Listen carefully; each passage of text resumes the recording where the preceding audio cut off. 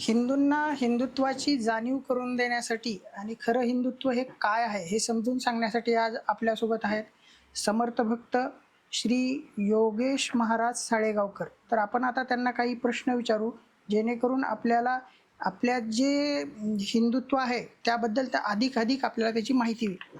महाराज, आपल्या या पॉडकास्टमध्ये स्वागत आहे. रघुवीर समर्थ. एखादी घटना जर हिंदूंच्या विरोधात घडली तर हिंदू हा फक्त केवळ रिॲक्ट करतो, पण त्याच्यावर काही ॲक्शन घेत नाही. असं का होतं? कारण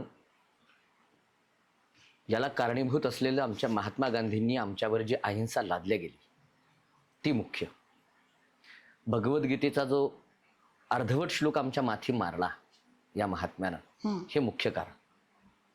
आमच्या मुखात ज्याप्रमाणे शास्त्र होतं त्याप्रमाणे हातामध्ये शस्त्रही होतं आणि ते धर्मरक्षणासाठीच होतं. हे मुळात या अहिंसेच्या बळेजावपणानं आम्ही विसरलो. त्याचं मुख्य कारण हे आहे.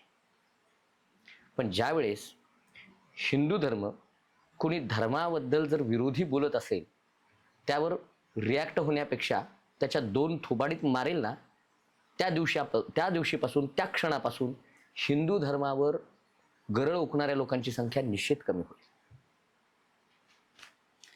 सेक्युलरिझमच्या नावाखाली हिंदूंना टार्गेट केलं जाते का महाराज? होय, निश्चित केलं जातं.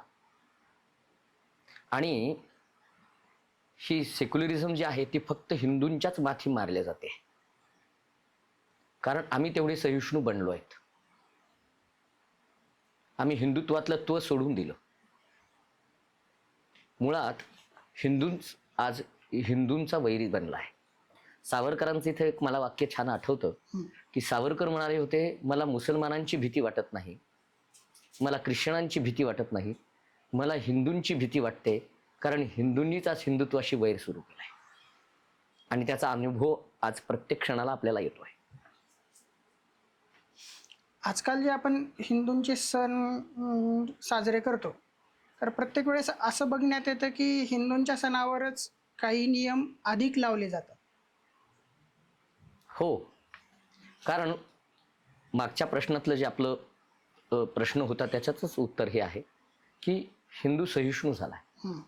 कोणीही या आणि टिकली मारून जा, पण आम्ही तुम्हाला विरोध करणारच नाहीत. ही जी नीती हिंदू धर्मानं केलेली आहे आणि मुळात मी, माझी कमाई, माझं कुटुंब इतकंच हिंदूचं जे एम बनलं आहे त्याला हे कारण आहे.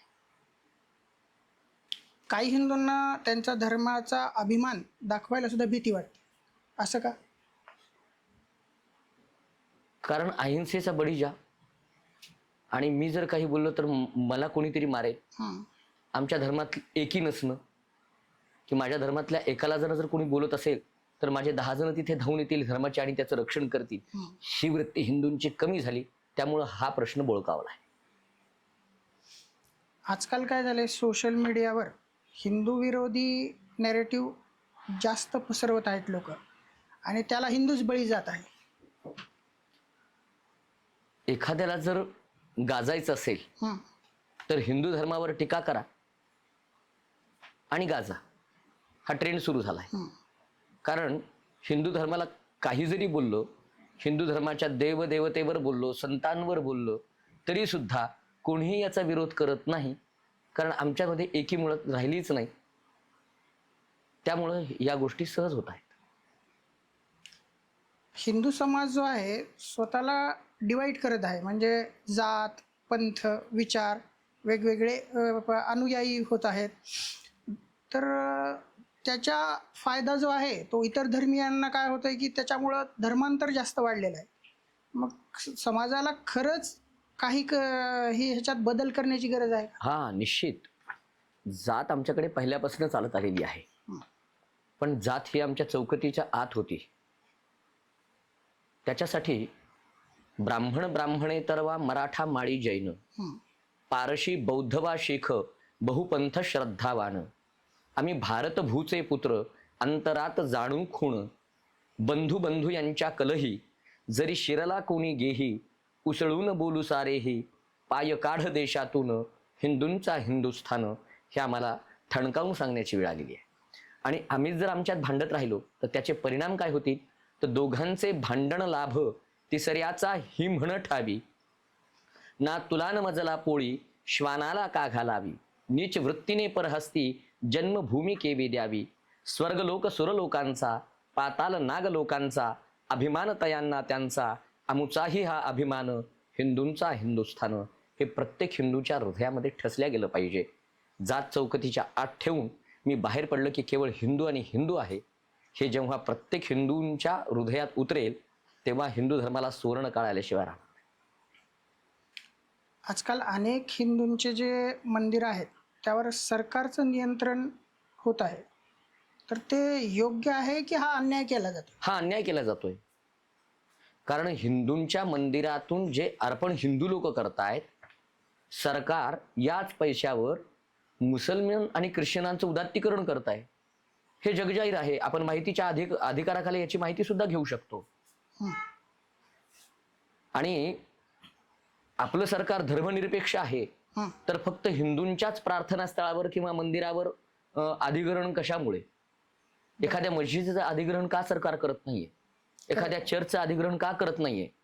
हा प्रश्न एकजूट होऊन हिंदूंनी सरकारला विचारलं पाहिजे आणि आपल्या मंदिरावर आपल्या धर्माचार्यांचंच आधिपत्य असावं असं हिंदू धर्मानं ठणकावून सरकारला सांगितलं पाहिजे.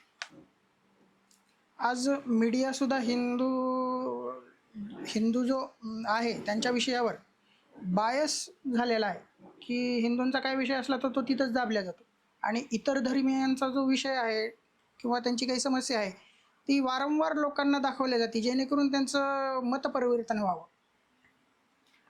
कारण मीडिया जो आहे हे लोकांच्या मनातला लगेच खेचून घेणार आहे आणि बिकाऊ झालेला हा मीडिया इतरांना आपल्या धर्माकडे ओढून घेण्यासाठी किंवा हिंदू धर्मातले जे आर्थिक निकषावर खालच्या स्तराचे आहेत त्यांना आपल्याकडे ओढून घेण्यासाठी कारणीभूत ठरतोय का काय, हाही कधी कधी प्रश्न पडतो. तर मीडियावरही हिंदूंच्या धर्माचार्यांनी यावर प्रतिबंध घातला पाहिजे. कारण मीडिया हा इतका मोठा स्रोत आहे सध्या जनमानसापर्यंत पोहोचण्याचं. आणि याच्याच विरुद्धीची एक बाजू सांगतो की हिंदू धर्मातले जे काही निगेटिव्ह गोष्टी आहेत ह्या मात्र मीडिया चगळू दाखवतो. हेही आपण पाहिलं असेल.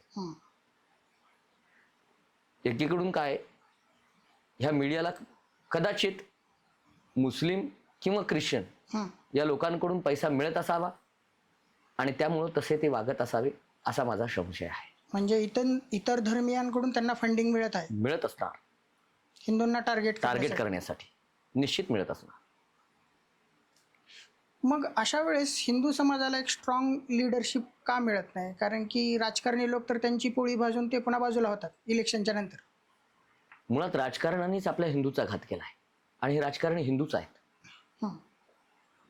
स्वर्गीय राष्ट्रीय कीर्तन सम्राट गोविंद स्वामी आफळे यांचं एक फार सुंदर काव्य आहे. त्या काव्याचं मुख्य ओळ अशी आहे की मना हिंदूने हिंदूचा घात केला. आज ही परिस्थिती आपल्याला पाहायला मिळते. कुऱ्हाडीचा दांडा गोतास काळ जो होतोय तेच इथं पाहायला मिळतं आपल्याला. आपला जो इतिहास आहे तो सुद्धा काही चुकीच्या पद्धतीने मांडून हिंदूमध्येच द्वेष म्हणा तेढ निर्माण करण्याचं काम काही समाज करतोय, ते बरोबर आहे का? ते बरोबर म्हणता येणार नाही, पण आमचा इतिहास चुकीचा मांडला जातोय. यात काही संघटना तर आहेतच आहे, पण यात सरकारही तेवढंच कारणीभूत ठरतं. कारण NCERTचं मागचं जे पुस्तक आहे यात छत्रपती शिवाजी महाराज केवळ 7 ओळीत आम्हाला सांगितल्या गेले आणि मुघलांचा जो इतिहास आहे हा जवळपास 3.5-4 पानांचा आहे. मग नेमका आपण आपल्या येणाऱ्या पिढीला काय सांगणार आहेत? आम्हाला मुघल महत्वाचे आहेत का छत्रपती शिवाजी महाराज महत्वाचे आहेत? शासनाला नेमकं कोण महत्वाचं वाटतं हे आपण हिंदू म्हणून ठरवलं पाहिजे आणि हे शासनाला विचारलं पाहिजे. आणि ज्या अशा काही संघटना आहेत ज्या हिंदूंची बदनामी करणारे आहेत किंवा हिंदूंमध्ये तेढ निर्माण करणारे आहेत, अशा संघटनावर शासनानं बंदी घातली पाहिजे. त्याची हिंदूंनी एकजूट होऊन मागणी तशी केली पाहिजे असं मला इथं वाटतं. हिंदू तरुण हा आपल्या धर्मापासून दूर जात चालला आहे. म्हणजे त्याचे काही हिडन फॅक्टर आहेत. आता जर दिल्लीमधली घटना तुम्हाला माहीतच असेल. दिल्लीमध्ये ते साधी घटना घडली, पण त्यांचा समाज बोलून त्या तरुणाची हत्या केली, त्या हिंदू बांधवाची हत्या केली.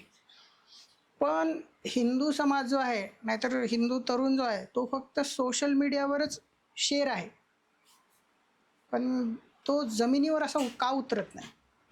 त्याला कारणीभूत आपले महात्मा गांधी आहेत. अतिरिक्त जी आमच्यावर अहिंसा लादल्या गेली, आजची शिक्षण पद्धती लादल्या गेली, आणि धर्माप्रतीचं जे शिक्षण मिळायला पाहिजे हिंदूंना, ते मुळात शिक्षण मिळत नाही. धर्माबद्दलचं जे प्रेम जागृत व्हायला हवं, ते मिळत नाही.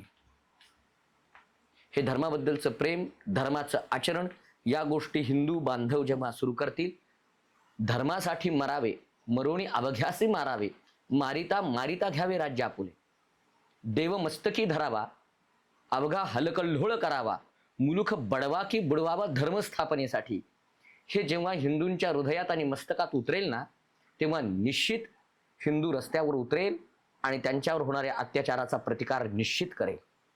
पण याच्यासाठी कारणीभूत सरकार आहे. सरकारनं, आत्ता तुम्ही दिल्लीच्या घटनेचा मला आता उल्लेख केला, साधा रंग उडाला, छोट्या 11 वर्षाच्या मुलीच्या हातानं तो रंग उडाला होता, आणि त्याच्या बदल्यात एका 26 वर्षाच्या तरुणाची हत्या येऊन मॉबने येऊन, मुस्लिम मॉब होता तो, जिहादी मानसिकतेवाला मॉब होता तो. हो. आणि मग अशा ठिकाणी जर ते शस्त्र घेऊन येत असतील, तर इथे आम्ही पोलिसाची न वाट बघता आम्ही आमचं यांना निपटायला पाहिजे. हे हिंदू धर्म जेव्हा शिकेल, तेव्हाच भारतात हिंदू धर्म टिकू शकेल. करी शस्त्र घ्या, देश रक्षा वयाला, हे सूत्र आपण पाळलं पाहिजे. म्हणजे हे सूत्र तुम्ही आता जे सांगितलं, ते आपण स्वतः धर्मासाठी उभे राहून आणि इतरांना प्रेरित करण्याची आपल्याला अपेक्षा आहे. निश्चित. समर्थ सांगतात रामदास स्वामी, धटासी आणावा धट, खटनटासी खटनट, त्याप्रमाणे धटाशी धट उभाच केला पाहिजे. जैशासी तैसा भेटे तेव्हा मज्जालसी थाटे, या प्रकारचं आपण आचरण ठेवलंच पाहिजे. एका गालात चापट मारली की दुसरा गाल पुढे करा, ही वृत्ती घातक ठरणार आहे. कारण गाल 2 आहेत पण गळा एकच आहे, आणि तो कापल्या गेल्यानंतर माणूस राहत नाही. आजकाल काय झालंय की कुठलीही गोष्ट घडली तर ती हिंदूंविषयी त्याला केंद्रित करून, आता महाराष्ट्रात तुम्हाला माहितीच असेल की तो एक भोंदूबाबा निघाला, अशोक खरात त्याचं नाव, तर तो काय करतो काय माहीत नाही, पण भरपूर राजकारणी म्हणा, गलेलठ्ठ पैसेवाले लोक म्हणा, त्याने त्याचं स्वतःचं विश्व निर्माण करून 500-600 कोटी रुपयाचं त्यानं सर्वांकडून हे करून आणि आज तो पूर्ण सोशल मीडियावर तो व्हायरल झालेला आहे. पण त्याला नाव काय दिलं जातं आहे की तो हिंदू धर्माचा आहे, तो कुठल्या तरी पूजापाठ करायला लावतो, तो तंत्रमंत्र करायला लावतो. म्हणजे डोळे बंद करून काही लोक त्याच्यावर विश्वास ठेवत आहेत, आणि त्यामुळे काय होतंय, समाजातील इतर लोकांचा जो आहे त्याच्यामुळं बदनाम होत आहे. तर हे कितपत योग्य आहे की लोकांनी सुद्धा अशा लोकांना ओळखलं पाहिजे? सत्सत विवेक बुद्धी जागृत ठेवली पाहिजे. आमच्याकडे मंत्रे तीर्थे द्विजे देवे देवज्ञे भेषजे गुरु, यादृशी भावना यस्य सिद्धिर्भवती तादृशी, असा श्लोक आलाय. याच्यामध्ये देवज्ञ सुद्धा आलाय, भविष्य सांगणारा सुद्धा आलाय. भविष्य हे आमच्याकडचं शास्त्र आहे.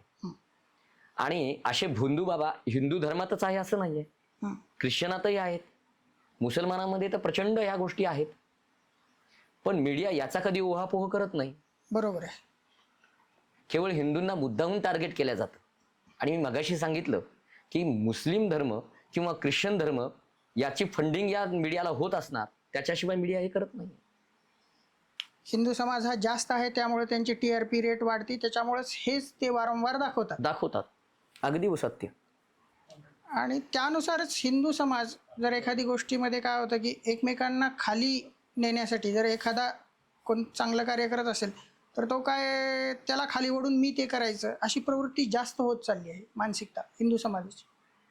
काय ना, एका माणसाच्या पाठीमागे राहून आपण कार्य करावं, ही वृत्ती कुठेतरी लोप पावली आहे.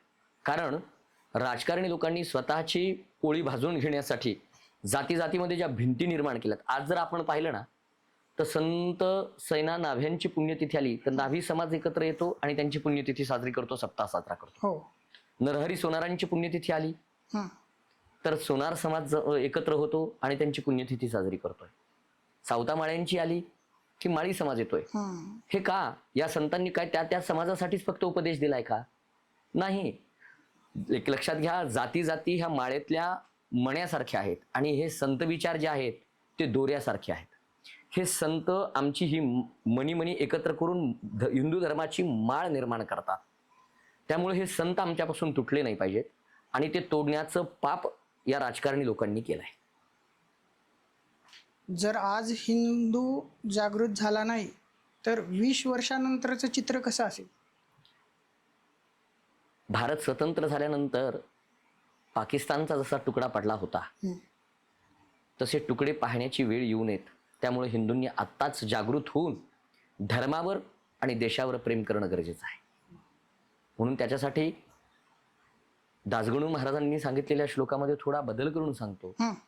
की उठा रे उठा, काळा आला विचित्र, पडे घाव धर्मावरी या पवित्र, हं. त्याच्या ख्रिश्चना मुस्लिमा दूर सारा, करा व्याप्त तो हिंदू धर्म प्रसार. या सूत्राप्रमाणे हिंदूंनी राहिलं पाहिजे. तुमच्या मते सर्वात मोठा शत्रू घरातला आहे का बाहेरचा? हिंदूच असून जो हिंदुत्वाच्या विरुद्ध उठलाय तो सगळ्यात मोठा शत्रू आहे. आधी तो संपवला पाहिजे, मग बाहेरचा शत्रू संपायला वेळ लागणार नाही. छत्रपती शिवाजी महाराजांनी जसं 18 पगड जातींना एकत्र घेऊन स्वराज्याची स्थापना केली, तसंच हिंदूंना सगळ्या जातींना एकत्र येऊन हिंदुत्वाची स्थापना आपल्याला करावं लागेल का भविष्यात? नक्की. भविष्यात नाही, ती आत्ताच करावी लागेल तर भविष्य चांगलं असेल. ती आत्ताच करावी लागेल. हं. आणि राजकारणी लोकांनी जे खराबा करून टाकलाय, जाती जातीमध्ये भिंती पाडल्यात. हं.